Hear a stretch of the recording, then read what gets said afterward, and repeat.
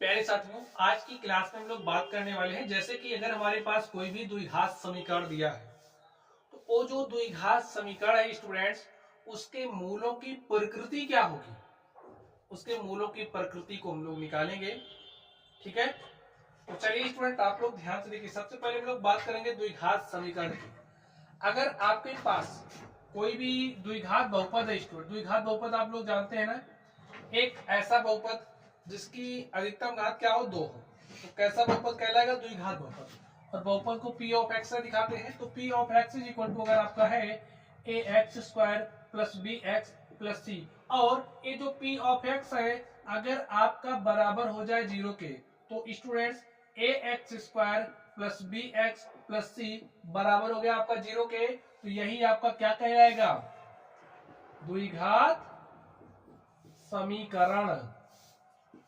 और स्टूडेंट यहां पर ये जो एक्स स्क्वायर का गुणांक है वो 0 नहीं होना चाहिए, आपको पता ही है।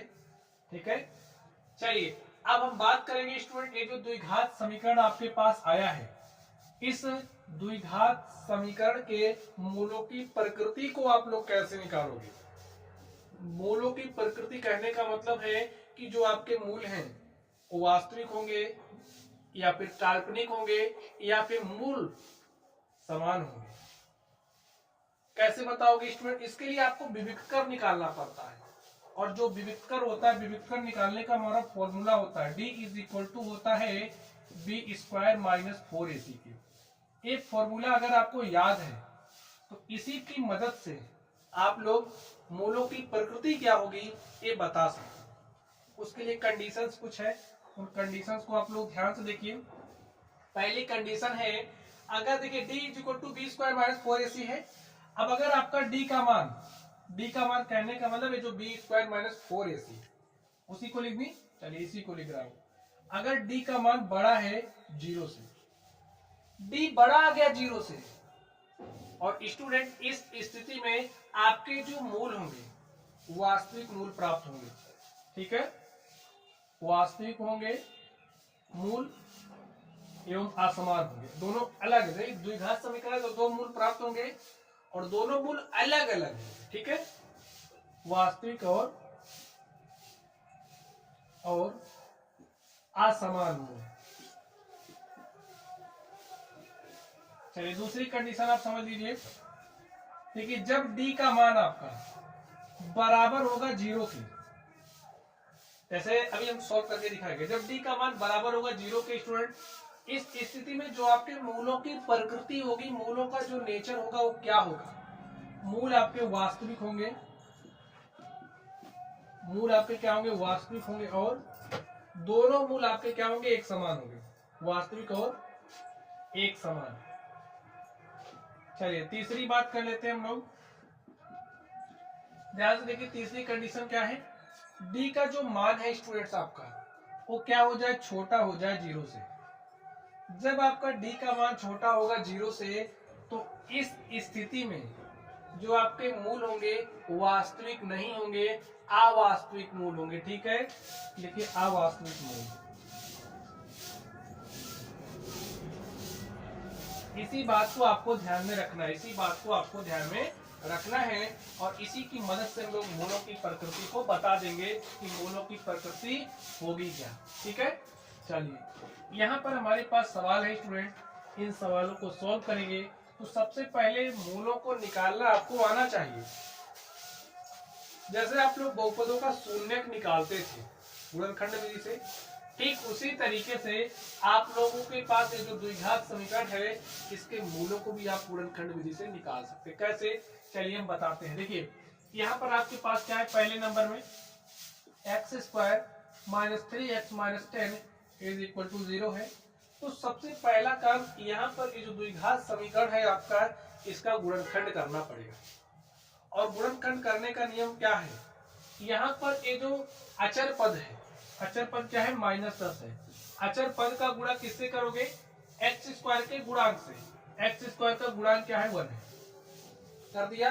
देखिए जो भी मान है आप चिन्ह सहित रखोगे या फिर इससे आप तुलना कर सकते हो, जो द्विघात समीकरण का व्यापक रूप है।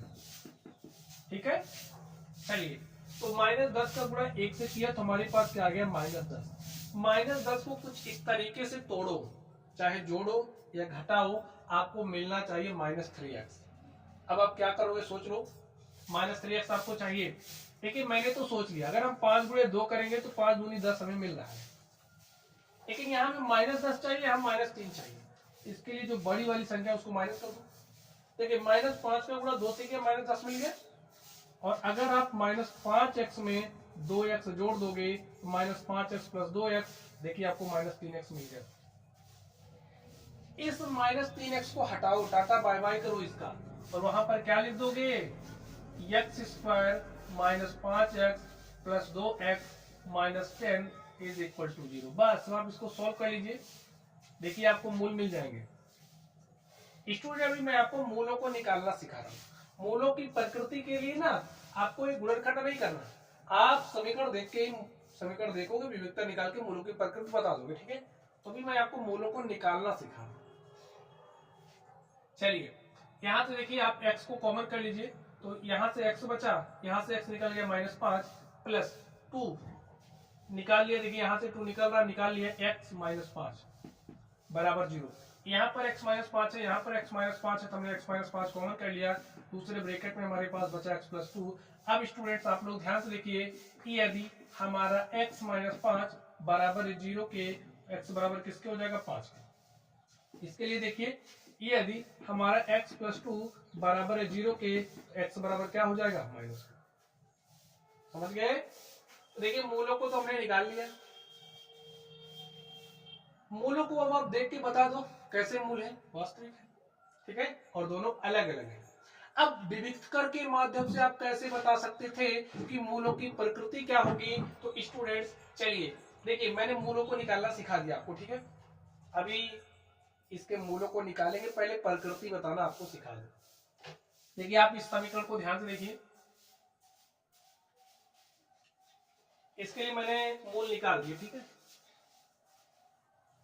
चलिए दूसरे सवाल को सॉल्व करते हैं, क्या दिक्कत आ रही, दूसरे वाले को सॉल्व करते हैं। पहले प्रकृति बताएंगे, अगर अस्तित्व होगा पहले प्रकृति बताएंगे और उसके बाद मूलों को निकालेंगे, ठीक है।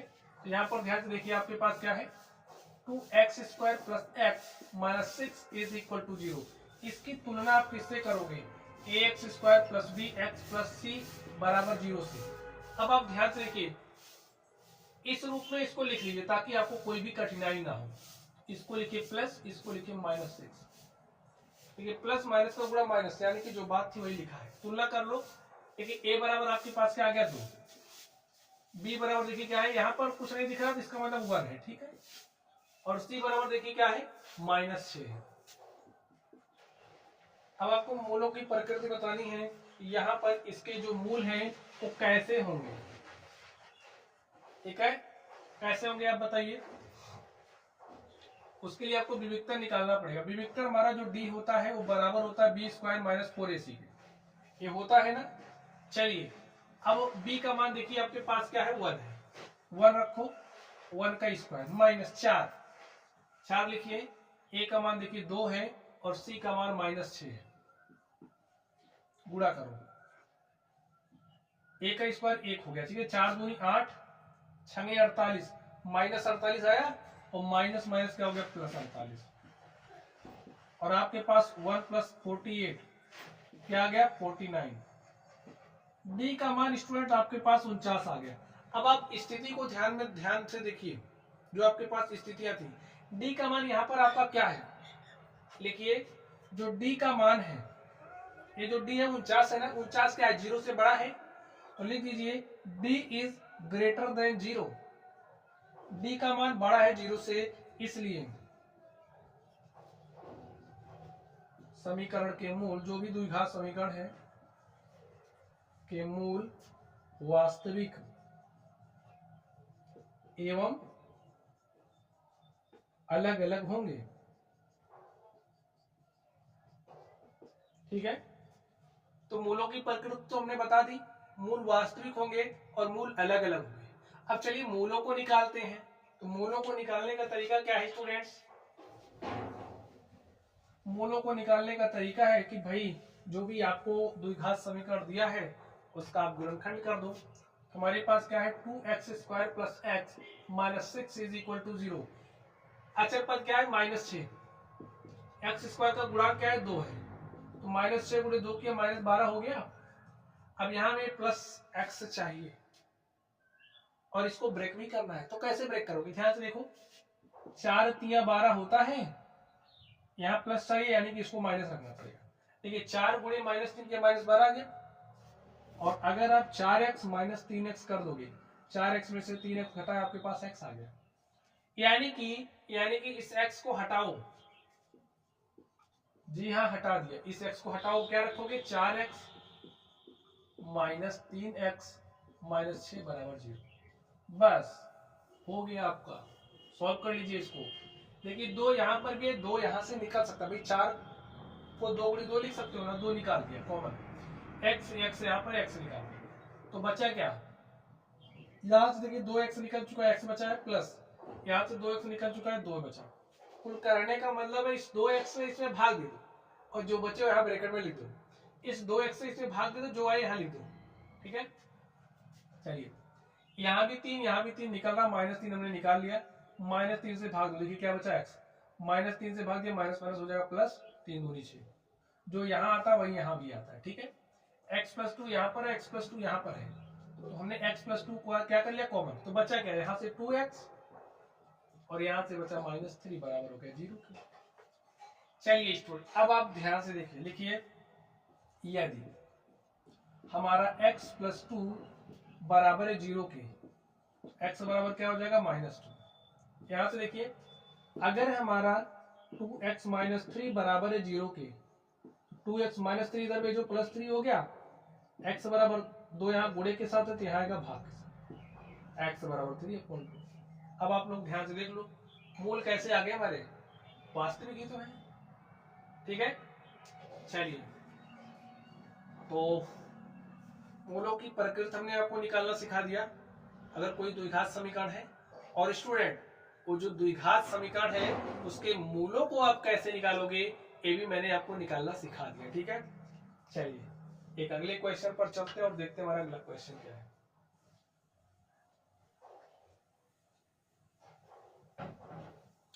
थर्ड नंबर को आप ध्यान से देखिए, क्या है आपके पास, √2x² प्लस 7x प्लस 5√2 बराबर है 0 के, ठीक है। अब सबसे पहला काम क्या करेंगे, इसके जो मूल हैं, मूलों की प्रकृति निकालते हैं। उसके लिए तुलना कर लो, किससे तुलना करोगे, ax² plus bx plus c से। तो a का मान देखिए आपके पास क्या है √2, b का मान देखिए क्या है 7 है, c का मान देखिए क्या है 5√2 है। विविकर क्या होता है, d इज इक्वल टू होता है b² माइनस 4ac। b का मान देखिए आपके पास क्या है 7 है, 7 का स्क्वायर माइनस 4 गुणे a का मान देखिए क्या है √2 है। और स्टूडेंट ध्यान से देखिए c का मान देखिए क्या है आपके पास 5√2। चलिए 7 7 क्या होता है 49 माइनस 4 पंचे 20, √2 का गुणा √2 से करोगे 2, तो 49 माइनस 20 दूनी 40, और 49 में से 40 घटाओगे तो 40 9 49, ठीक है 9 आ गया। डी का मान देखिए आपके पास क्या आ गया 9, डी बराबर आपके पास आ गया है 9। एक क्या दिखा रहा है, कंडीशन से याद रखो क्या दिखा रहा है बताइए, जो डी का मान है वो बड़ा है 0 से, भाई 9 तो 0 से बड़ा है ना, तो डी का मान बड़ा है 9 से, इसलिए दिए गए समीकरण के मूल वास्तविक होंगे और असमान होंगे, दोनों अलग अलग होंगे, ठीक है।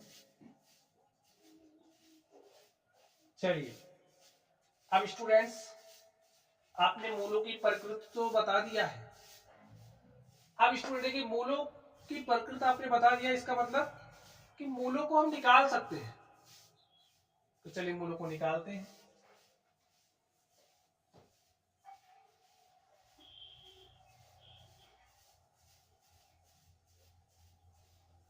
ध्यान से देखिए क्या है आपके पास, √2x² प्लस 7x माइनस 5√2 बराबर 0। ठीक है, निकालिए कैसे निकलेगा। अचर पद क्या है, -5√2 का गुणा किससे करोगे, x² के गुणांक से। चलिए √2 का गुणा √2 से किया 2 आ गया, और -5 गुणे 2 -10 हो गया। अब देखिए आपको 7x चाहिए, आपको यहाँ पर 7 चाहिए, तोड़ो 10 को, -10 को तोड़ो। देखिए हमने किया 5 दूनी 10, -5 गुणे 2 -10 मिल गया, लेकिन यहाँ पर हमें 7x चाहिए। तो फिर आप क्या काम करोगे, ध्यान से सोच लो। स्टूडेंट देखिए आप प्लस है ना, तो यहाँ प्लस रखना पड़ेगा। ठीक है, अब ठीक है, देखिए हमें यहाँ पर प्लस 7x चाहिए। ठीक है, तो कैसे आएगा, 5 दूनी 10 और 5x प्लस 2x हमारे पास 7x हो जाएगा। एक जो 7x देख रहे हो इसको हटा दो, उसके स्थान पर रखो √2x² plus 5x plus 2x plus 5√2 बराबर 0। इसको सॉल्व कर लीजिए। ध्यान से देखिए यहाँ पर x है, यहाँ पर भी x है, बाकी कुछ कॉमन नहीं हो रहा, कोई बात नहीं, जो हो रहा उसको करो। x निकालो, बचा क्या, √2x प्लस यहाँ से x निकल गया, बचा 5। यहाँ देखिए 2 है, यहाँ √2। स्टूडेंट हम √2 निकाल सकते हैं, क्योंकि जो आपका 2 है ना, 2 को आप लिख सकते हो √2 गुणे में √2। तो भाई 2 को हमने √2 गुणे √2 लिखा, एक √2 निकाल लिया, तो बचा क्या, एक √2 और x बचा, और यहाँ से √2 निकाल गया तो बचा 5 बराबर 0। ठीक है, चलिए खेला कर दीजिए इसका। यहाँ पर ध्यान से देखिए √2x प्लस 5, √2x प्लस 5। अब बचा क्या, x प्लस √2 बराबर हो गया 0 के।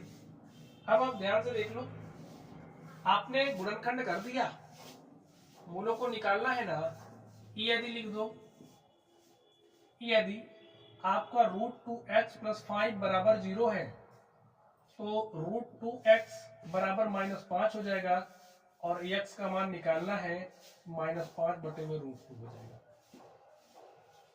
ठीक, इधर देख लीजिए, अगर हमारा x प्लस √2 बराबर 0 हो गया, x बराबर क्या हो जाएगा, -√2।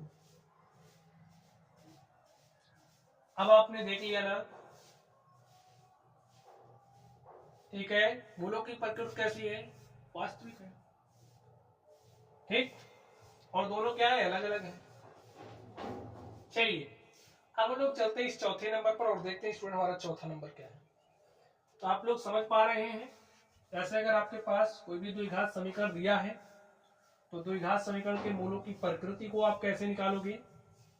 ठीक है, और उसके बाद मूलों को कैसे निकालोगे, ये मैं आपको सिखा रहा हूं, तो आपको कोई डाउट तो नहीं रहना कि मैंने क्या सीखा। ठीक है, चलिए अगला देखिए, आपके पास है 2x² माइनस x प्लस 1/8 बराबर है 0 के। तो आपको मूलों की प्रकृति बतानी स्टूडेंट्स। ठीक है, और उसके बाद क्या करना है, मूलों को भी निकालना है। एक काम करिए, समीकरण है ना, समीकरण के दोनों तरफ आप किसी समान संख्या से गुणा कर सकते हैं। ये बटे में 8 हमको अच्छा नहीं लग रहा, हटा दो इसको। कैसे हटेगा, दोनों तरफ 8 से गुणा कर दो। देखिए 8 दूनी हो गया 16x² माइनस 8x प्लस, भैया 8 बटे 8 1 हो जाएगा, और 0 गुणे 8 करोगे 0 हो गया, हट गया ना। बस विविध कर निकालो, विविध कर हमारा d इज इक्वल टू क्या होता है, b² माइनस 4ac। देखिए तुलना बुल्ला कर लो, चलिए करके दिखा दो। ax² plus bx plus c बराबर 0। ध्यान से देखो, a बराबर क्या आ गया 16, b बराबर क्या है -8, c बराबर क्या है 1। ठीक है, चलिए d इज इक्वल टू क्या होता है, फॉर्मूला बताइए, b² माइनस 4ac होता है। अब b का मान आपके देखिए क्या है, b का मान है -8, -8 का स्क्वायर माइनस 4 गुणे a का मान देखिए क्या है 16 है। ठीक है, और c का मान क्या है 1 है। चलिए -8 का स्क्वायर -8 गुणे -8, 8 8 64 माइनस माइनस प्लस 4 16 16 चूंकि 64 गुणे 1 64 हो गया। और देखिए 64 में से 64 घटा लिया 0। प्यारे साथियों आप ध्यान से देख पा रहे हो, कुछ देख पा रहे हो, जो आपका डी है, डी का मान आ गया 0 के। भाई डी बराबर 0, ये क्या दिखा रहा है? देखिए चूंकि जो हमारा डी है वो बराबर है 0 के, इसलिए मूलों की प्रकृति तो वास्तविक होगी ही होगी, और साथ में क्या होगा, दोनों मूल बराबर होंगे, वास्तविक और, इसलिए वास्तविक और एक समान मूल प्राप्त होंगे। ठीक है, मूलों की प्रकृति क्या होगी, वास्तविक होगी, और क्या होगी, एक समान होगी। कैसे पता लगा एक समान हो? क्योंकि जो हमारा विविधता डी है बराबर आ गया 0 के। तो चलिए सॉल्व कर देते हैं, मूलों को निकालते हैं।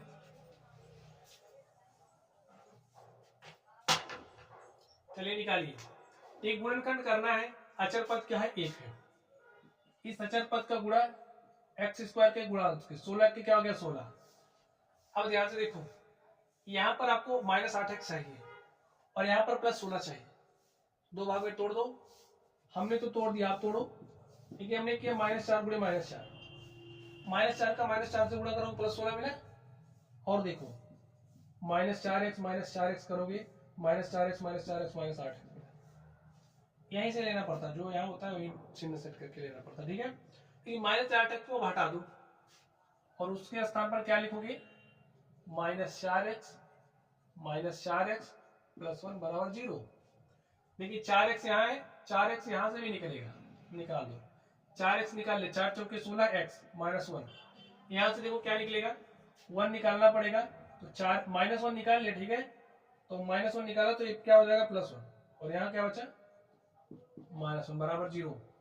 ध्यान से देखिए 4x -1 यहाँ है, 4x -1 यहाँ है, तो 4x -1 बचा क्या, 4x -1 बराबर 0। अब स्टूडेंट्स लिख दो, यदि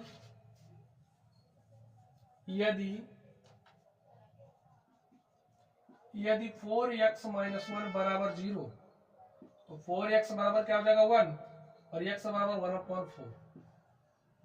चलिए इसके लिए भी देखिए वही आएगा आपके पास, 4x -1 बराबर 0, 4x बराबर 1, x बराबर 1/4। देख लो, विभेदकर निकालते ही हमें पता चल गया हमारे मूल कैसे होंगे और मूलों की प्रकृति क्या होगी। मूल देखिए वास्तविक है, मूल क्या है, बराबर भी है।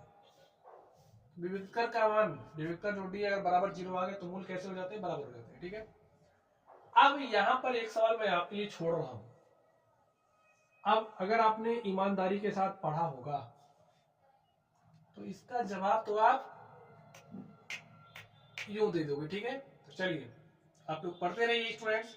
अगर आपको कोई भी डाउट हो, भाई ये क्लास 10th का मैथ है, मैं भी जानता हूं, अगर आप लोग क्लास 10th में हैं तो आप अपने टॉपिक्स को भी बता सकते हो, किस टॉपिक पर आपको वीडियोस चाहिए, एकदम बेहतरीन सा वीडियो आपको मिलेगा। ठीक है, तो चलिए स्टूडेंट्स आप लोग पढ़ते रहिए। Thank you.